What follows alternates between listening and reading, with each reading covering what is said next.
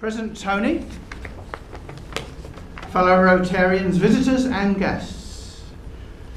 I want to talk about my body of work.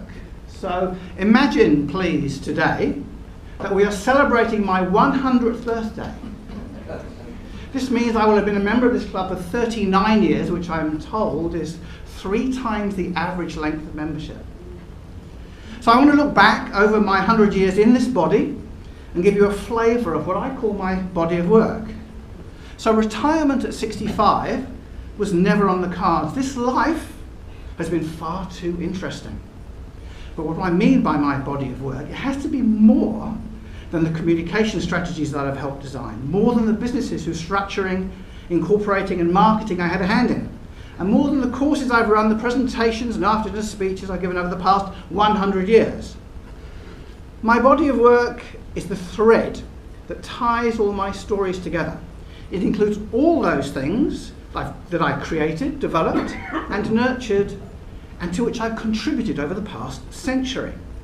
Now, a TED speaker posed this question, very interesting question recently. Should we be living for our CV or living for our eulogy? CV virtues, he said, are the skills we bring to the world of paid work. Eulogy virtues are what our friends say about us at our funeral. Which are more important? Page. Now, back in the 60s, there was a man called Joseph Soloveitchik, and he examined the creation stories in the book of Genesis. This is the book of Genesis. He concluded there are 2 sides to our nature. In Genesis chapter 1, in the first story of creation, humans are shown to be worldly, ambitious.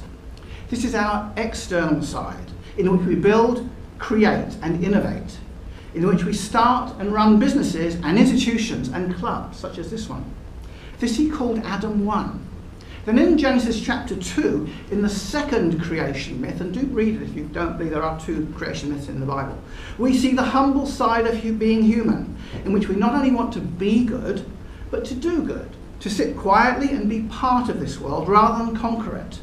The side that savours inner consistency and solidity rather than accomplishment, that thinks about connection, love and generosity rather than success. He called this Adam 2. So Adam 1 and Adam 2, are these different people or are they stages in our life? This is my first red sports car. It's a tremendous Adam 1 photo. Ever since I got this car, I've enjoyed travelling. When I was told it was impossible to go somewhere, I would do all I could to get there. In the early 80s, somebody told me the borders of Albania were closed. So I set up a business, Albania General Trading Company Limited, and I went there in search of opportunities. Albania was one of the few places in the world where chromium was mined, incidentally. I didn't make my fortune. In 1993, I took the train across the border between China and North Korea. Conversations with the expat community in Pyongyang were eye-opening. And this was part of a 4-year journey between 1993 and 97, which is when I settled in New Zealand. Working my way around the world, visiting 35 or so countries, I've lost count, I went through 2 border points where immigration officials had never seen a British passport. All this is part of my body of work.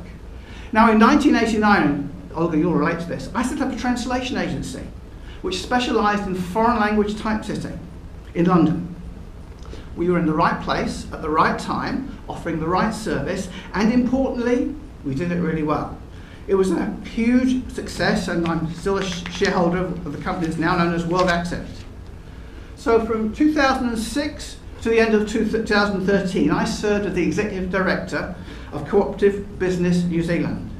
In this role, I learnt and contributed a huge amount. Respect for New Zealand cooperatives took me to Washington and Beijing, to Sydney, Perth, Singapore, Bali, and of course to Ashburton, the cooperative capital of New Zealand.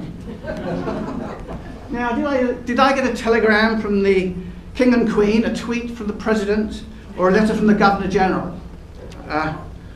So as well as my consulting work and contributing to Wellington through Rotary, what stands out for me at the age of 100 is how meditation made a difference to my body of work. I began to take meditation seriously in 1997. Now, The metaphysical mumbo-jumbo never made any sense to me, though I just ignored it. If you think meditation is for trippy, dippy hippies, I'd like to recommend a book by American ABC News correspondent and Nightline presenter Dan Harris. 10% Happier. How I tamed the voice in my head, reducing stress without losing my edge, and found self-help that actually works. Is his true story. It's an excellent introduction to mindfulness and the practice of meditation. Meditation, let's face it, is nothing more than a way of training the brain.